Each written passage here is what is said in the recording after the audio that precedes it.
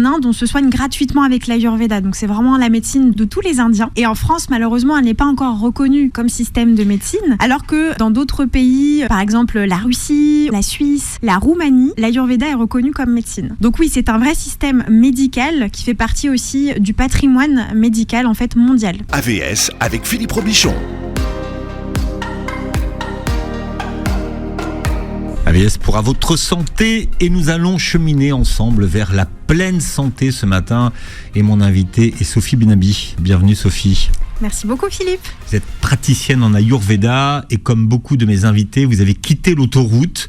Vous êtes passée des systèmes d'information RH à praticienne en Ayurveda. Elle était où la sortie de l'autoroute ?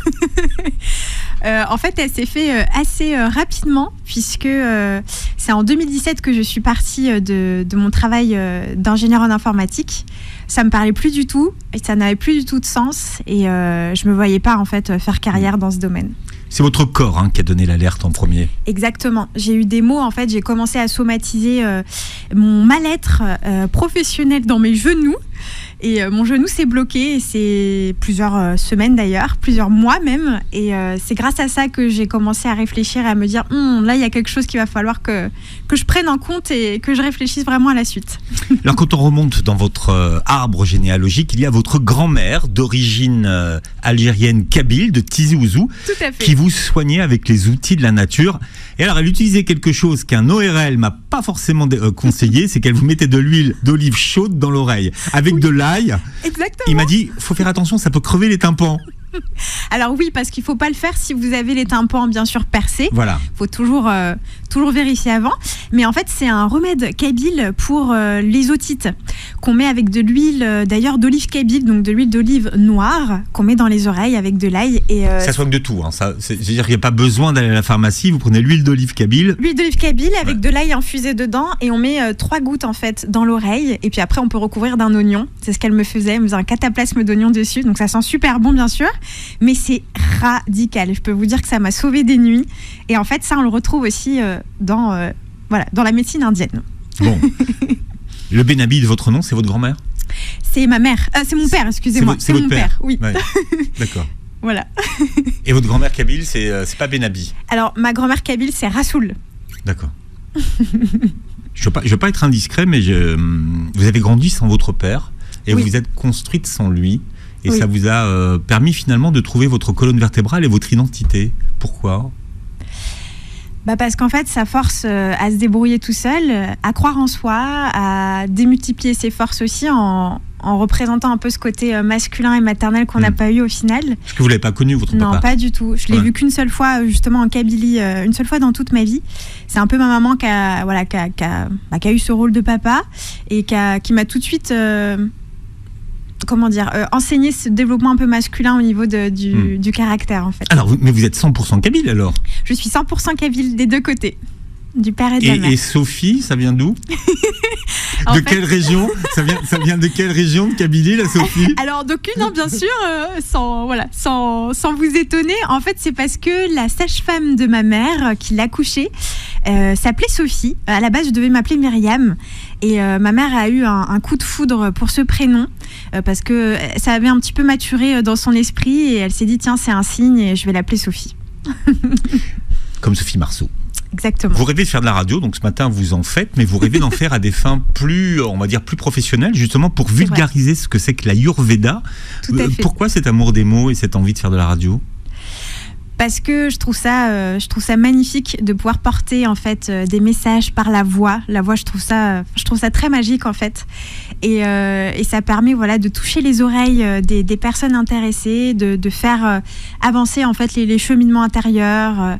Et voilà, c'est ce contact à la voix qui est très proche en fait de l'être qui me parle beaucoup. Alors c'est intéressant ce que vous dites parce que vous faites partie de la nouvelle génération. Moi tout le monde me dit mais la radio c'est fini, tu sais maintenant, c'est les réseaux sociaux, pas du tout. C'est YouTube, non.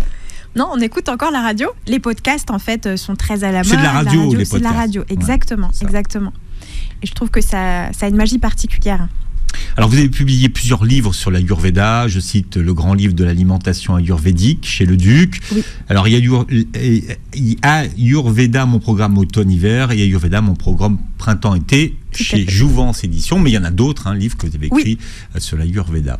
Sur les rituels beauté et le premier oracle de l'Ayurveda français aux éditions Très Daniel. Et à noter que c'est la première émission que je consacre à l'Ayurveda en toutes ces années. Et Dieu sait qu'on m'en a souvent demandé des émissions sur l'Ayurveda. Je ne savais pas par où commencer. Alors, j'ai appris finalement que l'Ayurveda, c'est une médecine reconnue par l'OMS depuis 1982. Tout à fait. C'est pas du tout une médecine parallèle. Non, c'est une vraie médecine avec un vrai système de santé. D'ailleurs, ça a été reconnu aussi en 1947, après la colonisation britannique par les Indiens. Donc ça a été reconnu assez tard en fait au final et c'est adopté par 70% des Indiens. Donc sachant qu'en fait en Inde, on se soigne gratuitement avec l'Ayurveda. Donc c'est vraiment la médecine de tous les Indiens. Et en France, malheureusement, elle n'est pas encore reconnue comme système de médecine. Bon, alors en France, on est toujours un peu en retard sur tout, et puis on a des problèmes avec tout. Donc, ça, c'est bien vrai. En termes de médecine, on est... C'est une catastrophe, c'est une catastrophe. Alors que dans d'autres pays, par exemple la Russie, on va avoir la Suisse, la Roumanie, l'Ayurveda est reconnu comme médecine. Il y a des vrais médecins qui peuvent pratiquer l'Ayurveda. Donc oui, c'est un vrai système médical qui fait partie aussi du patrimoine médical en fait mondial. Donc c'est pour dire son importance. On se forme comment à l'Ayurveda aujourd'hui ? Alors aujourd'hui, on peut se former en fait en France dans certaines écoles qui vont en fait s'appuyer sur ce qu'on appelle les textes classiques, donc les traités ayurvédiques. Ça s'appelle comment les Védas. Les Védas. Les Védas, exactement. Donc il y a plusieurs ouvrages comme ça et en fait dedans on va retrouver absolument toutes les bases de cette médecine ayurvédique. Et ce qui est très intéressant, c'est bien sûr de partir à la source en Inde pour se former aussi dans des cliniques ayurvédiques. Moi, c'est ce que j'ai fait dans le nord de l'Inde et dans le sud de l'Inde pour en fait avoir des cas pratiques, pouvoir aussi, par exemple, s'entraîner sur la prise du pouls qu'on appelle Nadi Pariksha. Alors ça, c'est la base. Et vous dites qu'il faut des années pour apprendre à prendre le pouls de façon ayurvédique. Les médecins, en fait, en Inde, disent qu'il faut 10 ans en moyenne pour pouvoir bien maîtriser la prise de pouls. C'est extrêmement complexe. C'est très difficile à faire. Et alors, qu'est-ce que ça nous donne comme indication que de la prise de pouls du patient ? Absolument tout. On peut tout savoir de vous. En fait, on va connaître, par exemple, l'état de vos tissus, ce qu'on appelle les dhatus en Ayurveda. Donc, il y en a 7. Le sang, la lymphe, les muscles, les os, les tissus reproducteurs, la graisse. Et en fait, ces tissus, ça va permettre aussi de connaître un peu votre état des lieux. On va aller checker aussi votre digestion, votre mental. Est-ce que vous avez un mental qui est plutôt posé ? Dans la prise du pouls ? Dans la prise du pouls, parce qu'en fait, il y a plusieurs niveaux de prise. Il y en a 3, un peu comme en médecine chinoise. Et en fait, on pose les 3 doigts sur l'artère radiale. Et on va venir en fait... Alors montrez, ça c'est au niveau du poignet. Voilà, au niveau de votre poignet, en fait, vous avez donc du côté en fait extérieur de votre poignet, vous avez l'artère radiale et vous allez en fait appliquer l'annulaire, l'index, le majeur et l'annulaire, de sorte en fait à bien sentir les vibrations de votre pouls, donc le sang qui va passer dans cette artère. Et en fait, vous allez appuyer de sorte vraiment à sentir le tambourinement de votre cœur. Et en fait, plus vous allez appuyer en profondeur, plus vous allez avoir des niveaux de perception, de compréhension des tissus et des canaux de votre corps. Et donc, on peut aller vraiment en profondeur. Les médecins qui maîtrisent ça peuvent vraiment tout savoir, c'est-à-dire votre passé, donc ce que vous avez pu développer dans le passé, et même ce que vous pourrez éventuellement développer dans le futur. Donc, ça permet aussi d'anticiper parce que l'Ayurveda est aussi une médecine très préventive. Exactement, très préventive par la compréhension. Préventive ou prédictive ? Parce que vous dites on peut anticiper. C'est un peu les deux en fait. Pour moi, elle est plus prédictive dans le sens où on peut prédire un petit peu les fragilités que vous pouvez porter, celles qui sont en train de se mettre en mouvance dans votre corps et que dans les années qui vont arriver, en fait, vous pouvez peut-être développer en termes de fragilité. Par exemple, la thyroïde qui commence à s'affaiblir et puis on va vous dire oulala, va falloir faire attention parce que là, si vous faites pas attention, d'ici 5 ans, l'hypothyroïdie, ça peut vous guetter. Voilà, ça peut être ce type de choses. Et puis préventif parce qu'en comprenant en fait votre terrain ayurvédique, on peut savoir aussi quelles sont vos fragilités. Voilà, on pourra peut-être en parler des terrains ayurvédiques, mais quand on comprend vraiment l'essence de la personne, on peut savoir si elle est plus sujette aux inflammations, aux problèmes articulaires, aux problèmes gastriques ou par exemple aux problèmes nerveux. Donc c'est un peu les deux au final. Alors le terme Ayurveda, ça a une signification particulière ou pas du tout? Oui, tout à fait. Ça veut dire connaissance de la vie, même philosophie de la vie, philosophie du vivant, connaissance du vivant. C'est vraiment la connaissance de l'être dans toute sa globalité et comprendre aussi la nature en tant que telle. Donc, c'est-à-dire les saisons, comment est-ce qu'elles nous influencent, comprendre aussi un petit peu le fonctionnement des animaux, parce que l'Ayurveda aussi s'est beaucoup calé dessus. Voilà, sur l'appréhension de certains comportements animaliers pour mieux comprendre aussi l'être, parce que pour l'Ayurveda, on est la nature. En Ayurveda, ce qui est fondamental à comprendre, c'est la question de l'équilibre et donc du déséquilibre. Exactement. Quelles sont les causes du déséquilibre en Ayurveda? Alors, il y en a beaucoup, c'est multifactoriel. Les choses qui vont revenir souvent, ce sont les saisons, donc ça qui nous touche tous. À chaque saison, vous allez en fait avoir des fragilités, des forces qui vont vous être apportées de par en fait la nature de la saison. Par exemple, en ce moment, on est en été, c'est une saison qui est plutôt asséchante, qui est pénétrante dans le sens où il y a beaucoup de lumière, qui est très lumineuse. Et comme elle est chauffante aussi, vous allez être un peu plus au ralenti. Vous allez avoir un système digestif qui est moins performant, qui va moins bien brûler. On dit que plus il fait froid à l'extérieur, plus votre feu intérieur brûle. On va parler du système digestif parce que ça aussi c'est central tout à l'heure. Tout à fait. Donc cette saison d'été, donc en Ayurveda, ça signifie quoi? Ça signifie qu'en fait il va y avoir beaucoup de feu et d'eau dans la saison, donc beaucoup de pitta, le dosha pitta, le dosha de la transformation. Alors dosha, on n'a pas parlé, on explique tous les mots. Oui, il y a beaucoup de choses. Donc dosha, en fait, ce sont les énergies vitales qu'on appelle aussi les défauts. Ce sont les énergies vitales qui sont composées des 5 éléments. Peut-être qu'on peut commencer par ça déjà. Donc en fait, on a le feu, l'eau, la terre, l'espace et l'air. Ça, c'est les 5 éléments. À travers ces 5 éléments, on va regrouper en fait ces 5 éléments en paires qu'on appelle les doshas. Donc par exemple, Pitta, c'est le dosha de la transformation. C'est le feu et l'eau. Donc la transformation, ça va être la transformation métabolique. Quand vous allez manger un aliment, vous allez le transformer à la fois en tissu, en déchets et en énergie. Voilà. Quand vous allez comprendre une information, vous allez la transformer pour l'assimiler. Et bien ça, c'est Pitta aussi qui va s'en occuper dans votre corps. Donc ça va être lui aussi qui va régir tout ce qui va être transformation hormonale, par exemple, tout ce qui est de l'ordre de la transformation. Ensuite, on a Vata. Vata, c'est l'air et l'espace. Lui, ça va être le dosha du mouvement, l'énergie du mouvement. Donc quand vous allez avoir, par exemple, quand vous allez parler avec quelqu'un, c'est un mouvement vers l'extérieur, un mouvement vers la personne. C'est Vata qui va s'en occuper. Et puis tous les mouvements du corps, la circulation, le sang, les mouvements de votre aliment pour qu'il aille jusqu'en bas et qu'il finisse son processus de digestion, c'est Vata qui va s'en occuper. Et la dernière énergie, c'est Kapha. Oui, mais elle est toute seule. De quoi? Non, on a fait 2 paires là. Oui. Et le dernier, c'est Kapha.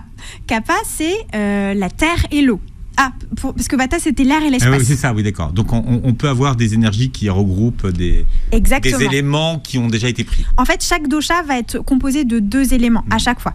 Et donc, Kapha, c'est la cohésion. C'est, par exemple, la cohésion des articulations, le liquide synovial dans les articulations. C'est Kapha. Tout ce qui va être protection, le mucus aussi, c'est Kapha qui va le gérer.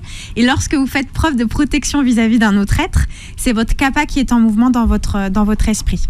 Voilà, donc ça c'est les 3 énergies. Voilà, elle n'est pas devenue kinésithérapeute, mais elle fait quand même des massages. C'est Sophie Benabi, mon invitée. Oui. Je rappelle que vous êtes praticienne en Ayurveda. C'est comme ça qu'on dit praticienne en Ayurveda en France. Oui, c'est tout à fait ça. C'est la bonne appellation. Vous avez écrit plusieurs livres sur l'Ayurveda. Et pour nous, c'est important parce que on n'y connaît rien. Même si l'Ayurveda est très populaire aujourd'hui, et alors il y a un vrai tourisme médical en Inde aujourd'hui de personnes qui partent faire des retraites. Exactement, des panchakarmas, ce qu'on appelle le fameux panchakarma. Donc c'est la cure de régénération totale du corps et de l'esprit, où on se nettoie et on se régénère vraiment en profondeur. Et on dit qu'on gagne des années de vie quand on fait un panchakarma. C'est vrai ? Oui. La principale idée reçue qu'on a et l'image qui nous vient à l'esprit, c'est, vous savez, l'huile qui tombe sur la... Oui, le shirodhara. C'est ça, ouais. Exactement. C'est la pratique la plus répandue ou c'est réducteur de le réduire à ça? C'est hyper réducteur, mais c'est une première porte d'entrée en fait pour les personnes en général qui viennent à l'Ayurveda. C'est souvent par les soins corporels, notamment l'Abhyanga. Je sais pas si. Alors, en fait, c'est un massage ayurvédique qu'on trouve souvent, vous savez, dans les dans les établissements zen, voilà, pour se faire masser. Donc l'Abhyanga, c'est le massage de tout le corps, voilà, du front jusqu'aux doigts de pied avec des huiles chaudes.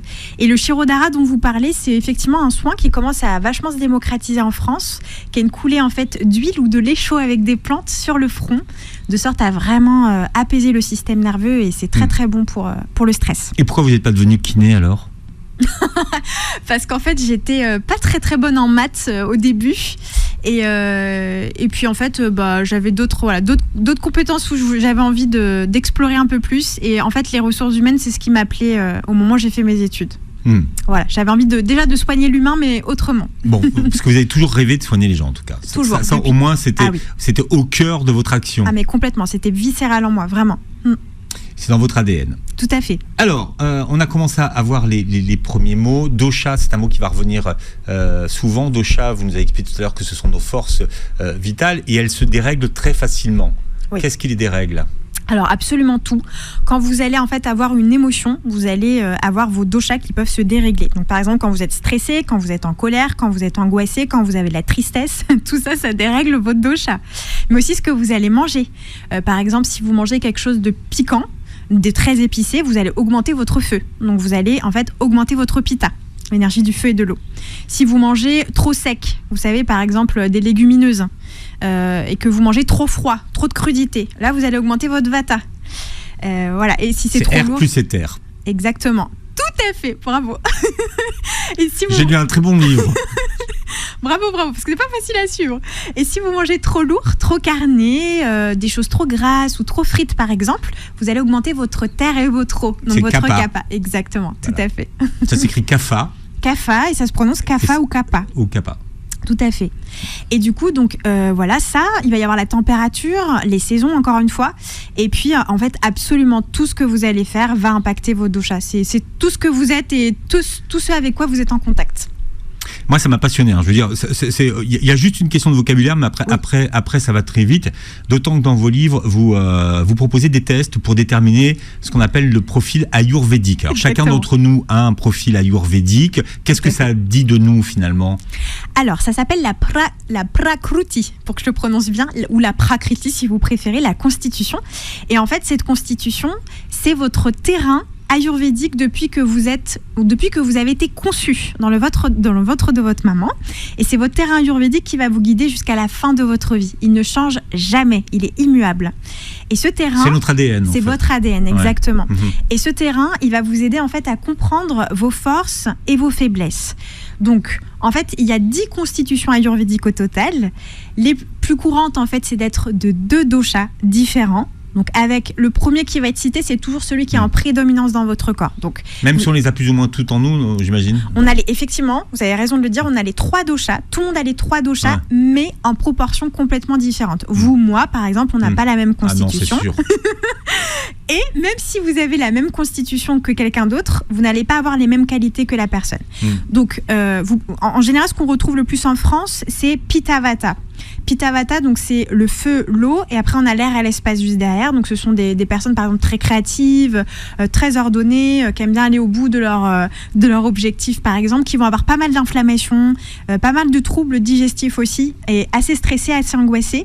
Donc on est un pays qui a beaucoup quand même de Pitta Vata au niveau de la constitution, alors qu'en Inde on va retrouver beaucoup de Kapha. Vous savez, cette espèce de lourdeur, ce calme, cet ancrage aussi des Indiens, et ben on le retrouve beaucoup dans leur constitution. Et ça en fait on va le voir aussi. C'est pas chez les Algériens. Chez les Algériens, je vais me fâcher avec les Algériens. Alors, du coup, pour le calme, je voulais dire.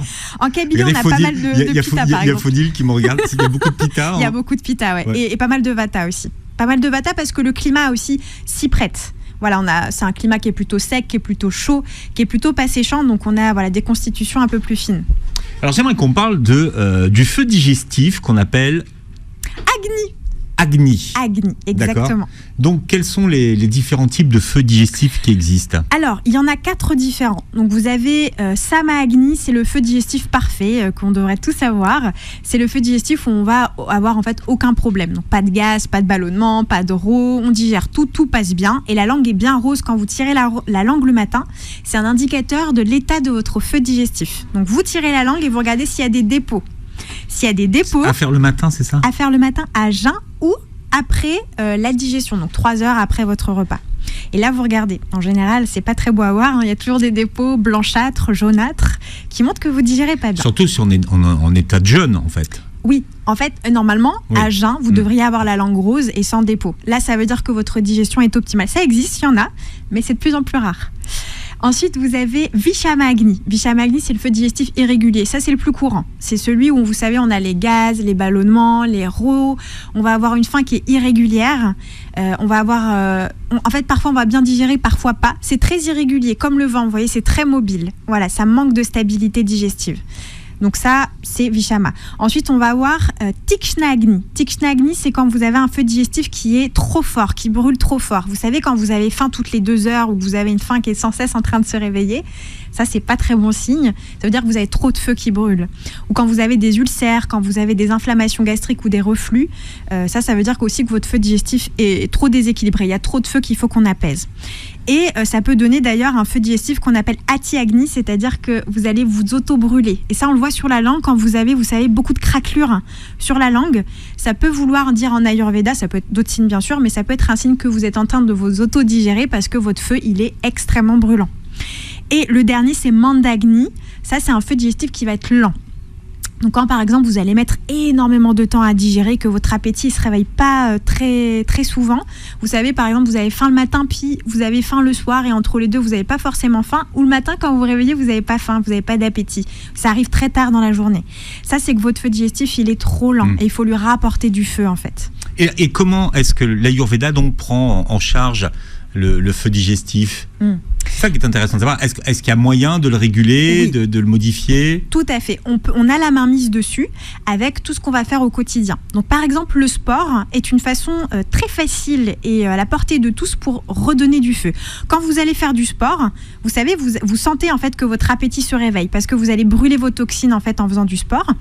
Et en Ayurveda, ce qu'on va utiliser le plus, ce sont les épices. Les épices, les aromates. Ça, c'est une clé merveilleuse pour pouvoir redonner de la puissance à son feu digestif. Alors vous avez plein de recettes à base d'épices. C'est quoi les épices, on va dire, vraiment importantes à retenir? Alors, surtout, les graines d'épices, si vous pouvez, ce sont les plus puissantes. Ce sont celles qui vont avoir le plus, en fait, d'huile essentielle à l'intérieur. Donc, par exemple, les graines de fenouil, les graines de cumin, les graines de coriandre et les graines de moutarde.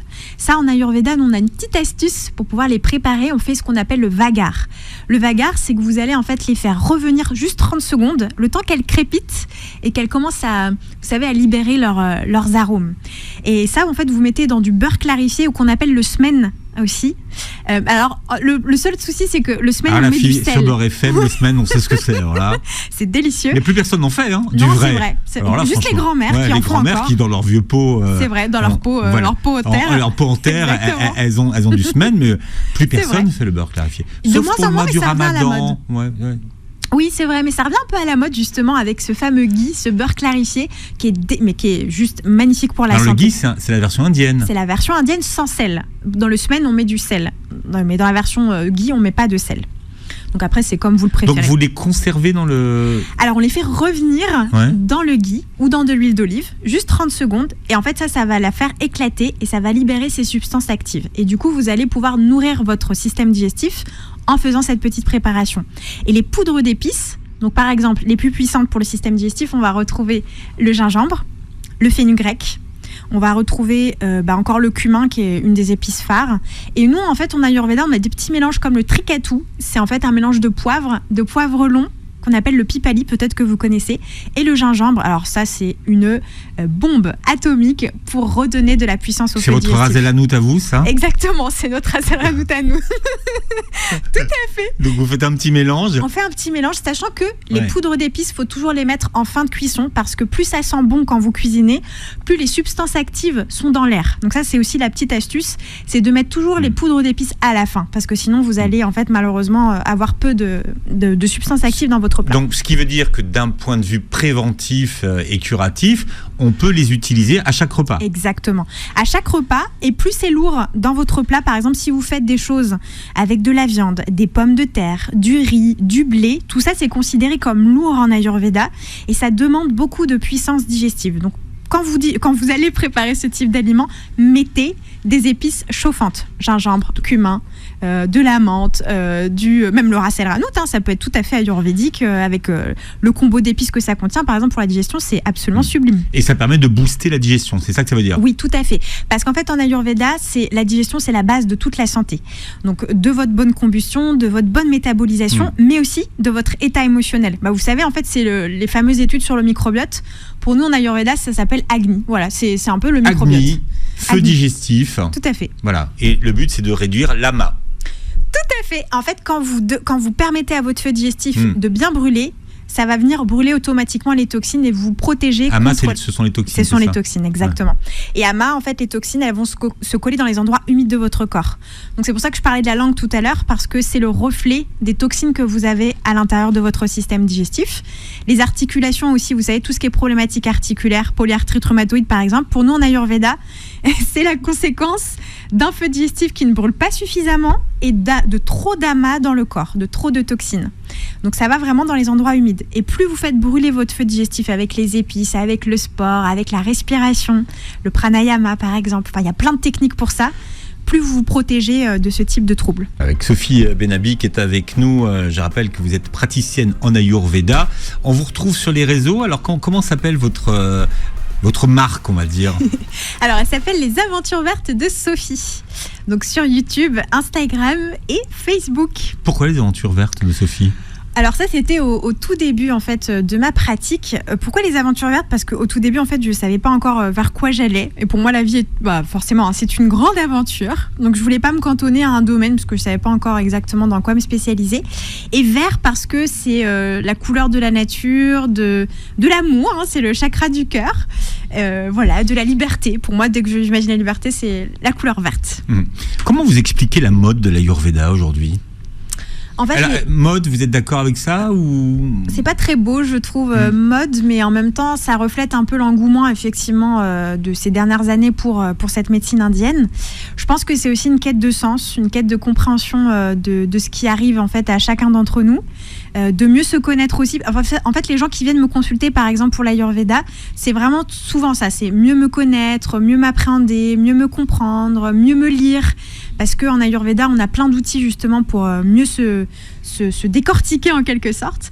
Donc je pense que c'est ça, c'est la recherche de l'identité, de ce qu'on est, de vers quoi on va, de comment est-ce qu'on peut vivre en bonne intelligence avec soi-même tout au long de sa vie. Alors il y a une alimentation spécifiquement ayurvédique? Oui, en fait on a carrément une cartographie spécifique aux aliments en Ayurveda, donc à l'alimentation ayurvédique. Alors elle peut paraître un peu complexe, mais en fait c'est hyper facile. Donc par exemple en Ayurveda, nous on a 6 saveurs. On va avoir l'amertume, l'astringence, le piquant, l'acide, le sucré et le salé. Et plus vous allez mettre ces 6 saveurs dans votre assiette, mieux vous allez digérer. Parce que plus vous allez représenter l'équilibre de tous les éléments et de toutes ces saveurs qui permettent de bien digérer. Même s'il vaut mieux éviter de manger trop salé. On est d'accord qu'il vaut mieux éviter de manger trop salé et trop sucré. Et trop en fait, sucré c'est aussi, équilibré. Ouais. Il ne faut pas avoir trop de certaines épices. Et après, en fait, on va avoir ce qu'on appelle les virya, l'énergie chauffante et refroidissante d'un aliment. Donc ça, en fait, par exemple, quand vous allez manger... En général, on peut se fier à la couleur. Par exemple, des courgettes, du riz, quand vous allez boire du lait. Ça, c'est plutôt une couleur rafraîchissante. Et ça porte en fait l'énergie de l'aliment qui va vous rafraîchir, vous refroidir. Donc là, c'est une énergie qui est donc... plutôt en fait qui va vous... Fraîche, exactement. Ouais. Par exemple, qu'on pourra utiliser là pendant cette saison chauffante de l'été. Ça va refroidir votre système. Donc c'est mieux par exemple pour tout ce qui va être bouffée de chaleur, problème d'inflammation au niveau des intestins par exemple, parce qu'on va chercher à refroidir le feu qui brûle trop fort. Et puis on a l'autre énergie qui est chauffante. Donc par exemple quand vous allez manger des carottes, quand vous allez manger de la viande ou même le yaourt à cause des ferments que ça va comporter, c'est chauffant. Ou quand vous allez manger du miel aussi, c'est chauffant. En fait, ça va s'expliquer aussi par la façon dont l'aliment est produit, est fabriqué. Par exemple, le yaourt, les ferments, c'est chauffant en Ayurveda. Et donc tout ça, pareil, ça va réchauffer votre corps et ça va être plutôt très intéressant à utiliser pendant les saisons refroidissantes, comme l'automne et l'hiver. D'accord. Alors, il y a aussi les goûts. Et là, les goûts ont un impact sur la santé finalement et sur le mental, sur le corps et le mental. Expliquez-nous. Donc ce sont les fameuses 6 saveurs que j'ai citées juste avant, effectivement, qui vont en fait impacter l'ensemble de votre organisme, parce qu'en fait, chaque saveur va avoir une affinité avec un ou plusieurs organes de votre corps et va impacter votre émotionnel. Par exemple, vous savez, les personnes qui vont manger sucré, on dit que quand on cherche le sucré, on cherche la compassion, on cherche le fait de se rassurer, de rapporter de la douceur. Hein, ça, c'est évident. En Ayurveda, on le dit aussi. Par exemple, les personnes qui sont très en colère, qui vont avoir beaucoup d'irritabilité, on va leur conseiller de manger des choses un peu plus sucrées. Quand on dit sucré, c'est pas le sucre des gâteaux ou les bonbons. C'est le sucre qu'on va retrouver dans l'aliment de manière naturelle. Le fameux amidon, par exemple, qu'on peut retrouver dans le riz, dans le blé, mais aussi dans la noix de coco, dans le lait, dans les yaourts. Tout ça, c'est le côté sucré, en fait, qui va venir apporter de la stabilité. Lactose. Le lactose. Parce que pour nous, le lait, par exemple, en Ayurveda, c'est... il y a une façon de le boire et de le consommer. Ça peut être intéressant, d'ailleurs. Ah oui. Alors, en fait, en Ayurveda, pour le rendre plus digeste, on va le faire bouillir. Mais d'abord, on le dilue avec 2 fois son volume en eau. Donc, par exemple, vous prenez une tasse de lait et vous mettez 2 tasses d'eau. Vous le faites bouillir et vous rajoutez des épices à l'intérieur. Donc, par exemple, les épices qui vont super bien avec le lait, c'est la cannelle, la cardamome ou encore le curcuma avec un petit peu de poivre. Et là, vous permettez à votre système digestif de bien digérer votre lait. Exactement. Ouais.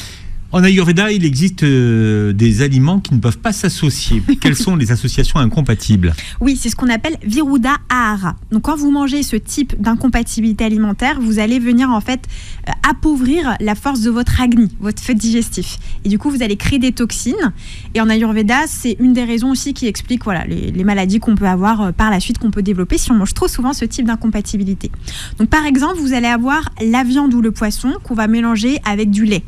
Ça, c'est une catastrophe au niveau de la digestion. Vous allez en fait affaiblir votre feu digestif et alourdir en fait votre feu digestif. Parce que le lait, c'est lourd à digérer, la viande et le poisson aussi.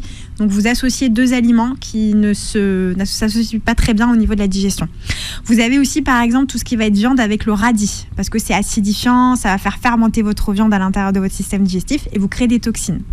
Vous avez les œufs avec la tomate. Donc ça, par exemple, la fameuse chouchouka que moi j'adore manger aussi. Tellement bon. Et on est d'accord, mais malheureusement au niveau digestif, vous pouvez aussi vous observer. Est-ce que ça donne des gaz ? Est-ce que ça vous donne des ballonnements ? Est-ce que ça vous donne des douleurs gastriques ? Soyez bien en observation de comment vous digérez ce type d'association. Ça va vous mettre aussi sur la piste de c'est pas très bon pour moi. Et les œufs avec la tomate, c'est pas tout le monde qui le digère bien en fait quand on regarde. Mais c'est pas à cause des œufs, c'est à cause de la tomate. En fait, non, je sais pas. Non, mais c'est vrai que la tomate est compliquée à digérer et les gens le savent pas toujours. C'est tout à fait ça, parce qu'en fait c'est très acidifiant au niveau du système digestif la tomate. Et par exemple la tomate, pour bien la digérer, on va plutôt l'utiliser avec du basilic et plutôt seule. On évite de trop l'associer. Vous savez, les fameuses salades avec plein d'ingrédients. Plus vous mettez salade tomate et concombre, c'est pas forcément le bon combo. C'est pas toujours le bon combo pour tout le monde. Il y a certaines personnes qui vont très bien le digérer, mais ceux qui ont une puissance digestive faible vont pas bien le digérer. Ça va donner des douleurs digestives en fait, et ça loupe pas. De toute façon, les crudités c'est compliqué à digérer de manière générale pour les gens. Sauf en été. Et du coup, vous avez aussi les bananes avec le lait. Vous savez, dans le fameux smoothie du matin qu'on peut adorer prendre. Et ça, pareil, c'est très acidifiant et c'est très lourd à digérer. Ça peut donner beaucoup de problématiques digestives. Et si on prend du lait de soja, qui n'est pas du lait, alors, vous avez raison, un jus de soja Oui, ça passera mieux. Le lait végétal, avec ce type d'association, c'est très bien. Par exemple, la crème végétale, au lieu de prendre la crème fraîche, quand vous faites du poisson ou de la viande, c'est très très bien. Ça, c'est parfait. D'autres associations à éviter Alors, après, on a les épinards avec les graines de sésame, mais ça, c'est pas hyper courant chez nous. Non, franchement, non. Oui, le miel et le beurre en égalité. Ça, c'est assez courant. Vous savez, dans les tartines du matin, on aime bien faire ça. Ça, pareil, c'est pas très bon, en fait, de mettre la même quantité. En fait, en Ayurveda, on va dire qu'il faut mettre plus de l'un ou de l'autre, mais pas en égale quantité. Et faire chauffer son miel, c'est une catastrophe et c'est pas du tout bon au niveau des propriétés de votre miel. En fait, plus vous faites chauffer votre miel, donc c'est-à-dire au-delà de 38 degrés, quand vous mettez votre miel, vous savez, dans votre tasse fumante d'eau, de tisane, vous allez en fait abîmer les propriétés de votre miel et vous allez rendre les molécules instables, ce qui va venir en fait perturber votre digestion. Ou pour faire du ralbelouz. Ou pour faire du ralbelouz, exactement, tout à fait. Et donc tout ce qui va être pâtisserie à base de miel où vous allez chauffer, ou même du pain d'épices, peu importe, mais vous allez en fait malheureusement tuer votre miel en faisant ça. Qu'est-ce qu'on boit pendant les repas ? De l'eau tiède ou de l'eau bouillie refroidie. Alors expliquez la différence. Donc l'eau bouillie refroidie, c'est une eau qu'on va faire bouillir pendant par exemple 10 à 15 minutes. Et vous allez en fait, donc elle va un petit peu réduire, vous allez la laisser retomber à température ambiante et vous allez la boire. quand vous faites ce processus de fabrication en quelque sorte, ce procédé de réchauffement, vous allez permettre à votre eau d'être au contact avec l'élément feu. Et plus elle est en contact avec l'élément feu longtemps, plus elle devient hydratante. Parce que plus elle porte l'élément feu en Ayurveda, plus elle va en fait être pénétrante pour vos tissus. Vous voyez, donc plus elle va vous hydrater en profondeur. Et elle est meilleure pour le système digestif.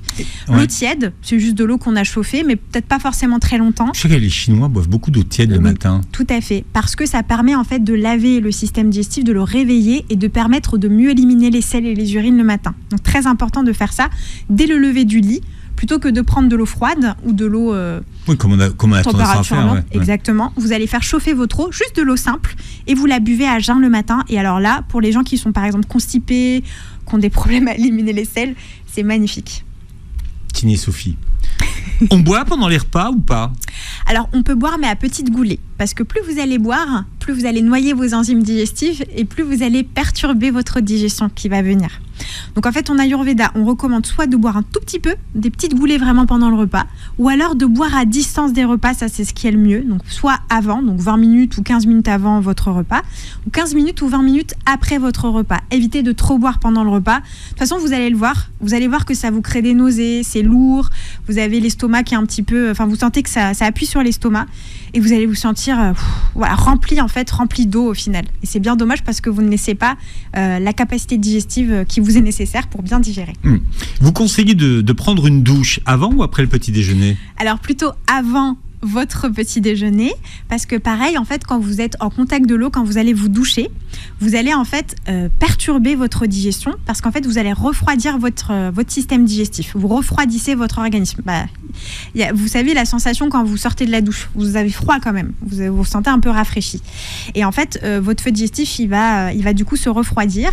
C'est comme si vous éteignez votre flamme intérieure. Vous savez, votre cheminée intérieure, ce fameux feu, cette image de feu, elle est éteinte par l'eau. C'est exactement ce que vous faites. Finalement, la douche a un impact, une influence sur notre digestion. Oui, et ça, il y a beaucoup de personnes qui me l'ont dit d'ailleurs quand elles s'observent, qu'elles ont beaucoup plus de gaz et de ballonnement quand elles prennent leur douche juste après avoir mangé. Donc pareil, comme pour l'eau, prenez bien la distance de vos repas. 2 à 3 heures, c'est l'idéal. Vous en parliez tout à l'heure. Quels sont vos conseils ayurvédiques pour avoir une thyroïde en forme ? Alors là, il y a beaucoup de choses à dire. Donc déjà... au niveau en fait de tout ce qui va être micronutrition, parce que la thyroïde est très gourmande en micronutrition. Vous savez, il y a toute une homéostasie à avoir pour que la thyroïde fonctionne très bien. Donc pour ça, il faut faire des check-up et bien vérifier toutes ces analyses de sang. Donc par exemple, la vitamine D, le magnésium, on va avoir toutes les vitamines du groupe B, on va avoir la vitamine E, la vitamine A, le zinc. Le cortisol, il faut que votre surrénal en fait soit en bonne santé. Donc ça, pareil, en Ayurveda, nous on a tout un tas de soins. Le fameux Shirodhara dont vous parliez, ça c'est très bon pour remettre les surrénales en bonne forme.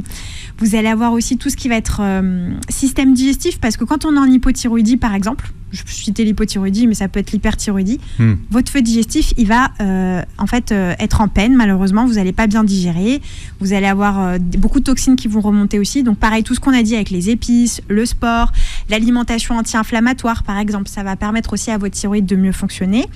Et puis, nous en Ayurveda, on a toute une pharmacopée aussi qu'on utilise. Vous savez, peut-être que vous connaissez le gougoulou.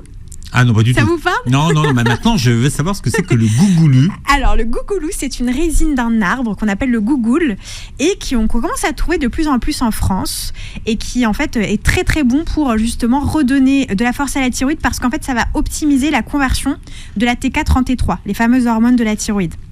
Donc ça permet ça, et ça permet aussi de mieux métaboliser les aliments. Donc vous allez mieux absorber et du coup avoir un peu moins de carence quand vous mangez quelque chose. Bien, si vous n'avez pas retenu et noté tous les mots ce matin, vous pourrez réécouter l'émission en podcast sur beurrefm.net et puis sur toutes les plateformes qui rediffusent les émissions de Beurre FM. Vous pouvez suivre Sophie Benabi sur les réseaux avec ses aventures vertes. Exactement. De Sophie. On parlait de thyroïde, mais vous avez fait justement, notamment sur Instagram, très récemment, un post sur la thyroïde. Et puis vous pourrez voir la vidéo YouTube sur notre chaîne de Beurre FM. Merci d'avoir été avec nous, Sophie. Avec grand plaisir. Et passez une très belle journée en pleine santé sur Beurre FM.